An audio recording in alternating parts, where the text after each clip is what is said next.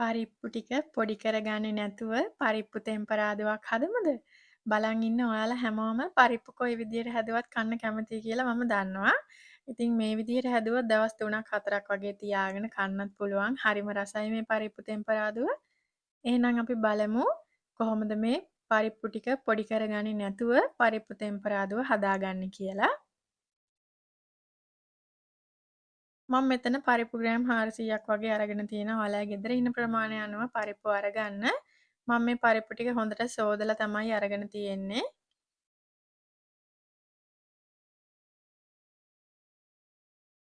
දැන් මම මේ පරිප්පු ටික උයා ගන්න භාජනයට දාගන්නවා. ඊට පස්සේ මම සුදු ලුණු බික් දෙකක් හීනියට තලාගෙන එකතු කරගන්නවා. කහ කුඩු තේ හැන්දක් එකතු කරගන්නවා. අමු 3-5 කුඩු තේ හැඳි භාගයක් එකතු කරගන්නවා. ලුණු තේ හැන්දක් එකතු කරගන්නවා. ඔයාලගේ රස අනුව ලුණු එකතු කරගන්න. දැන් මම මේ ටික හොඳට කලවම් කරගන්නවා.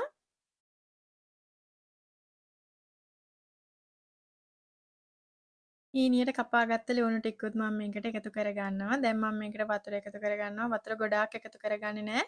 පරිප්පු ටික වැහෙන ප්‍රමාණයට විතරක් වතුර එකතු කරගන්න. වතුර ගොඩාක් එකතු කරගන්න එපා. දැන් මම මේක අඩු ගින්දරේ ලිපේ තියාගෙන පරිප්පු ටික තඹ ගන්නවා. මෙතනදී පරිප්පු ටික හොඳටම තඹ ගන්නේ නෑ. බාගෙට තමයි මෙතනදී පරිප්පු ටික තඹ ගන්නේ. මෙතනදී පරිප්පු ටික හොඳටම තඹ ගත්තොත් තෙම්පරාදුවේදී පරිප්පු ටික කිරිබත් වගේ වෙනවා. එතකොට පරිප්පු එක රස නෑ. මෙතනදී පරිප්පු ටික බාගෙට තඹ ගත්තාම තෙම්පරාදුවේදී ඉතුරු ටික තඹ ගන්න පුළුවන්. දැන් මගේ පරිප්පු ටික හොඳට තැම්බිලා තියෙන්නේ. මම මේක ලිපෙන් අයින් කරගන්නවා.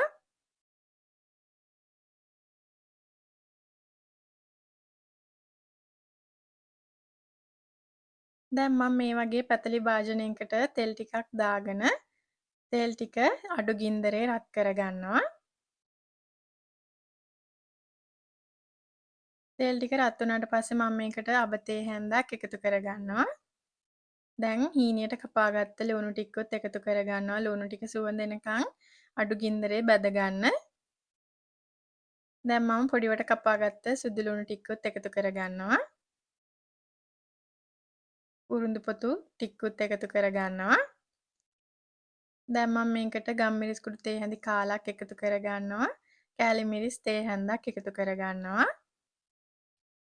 වේලිච්ච මිරිස් කරල් දෙක තුනක් පොඩිවට කපාගෙන එකතු කරගන්නවා. රම්ප කරපිංච ටිකකුත් එකතු කරගන්නවා. මේ ටික තප්පර දෙක තුනක් වගේ කලවම් කර කර හොඳට බැද ගන්න ඕන.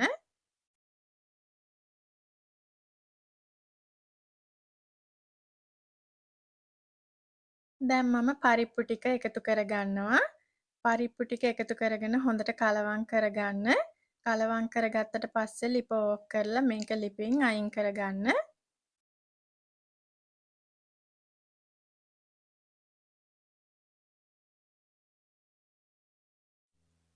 දැන් මම ලිප ඕෆ් කරලා මේක ලිපෙන් අයින් කරගන්නවා.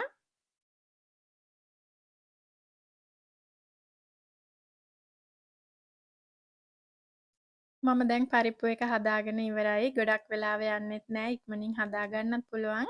හරිම රසයි මේ පරිප්පු තෙම්පරාදුව. දවස් 3ක් 4ක් වගේ තියාගෙන කෑමට ගන්න පුළුවන්.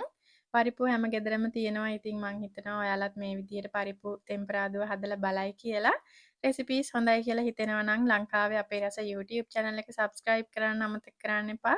bell icon එකත් click කරලා තියාගන්න. comment section එක හැමෝටම open. වීඩියෝ එක ගැන ඔයාලගේ අදහස් ලියන්න. තවත් දවසක මේ වගේ රසවත් වීඩියෝ එකක් අරගෙන එනකන් ඔයාලා හැමෝටම සුබ දවසක් කියලා ප්‍රාර්ථනා කරනවා.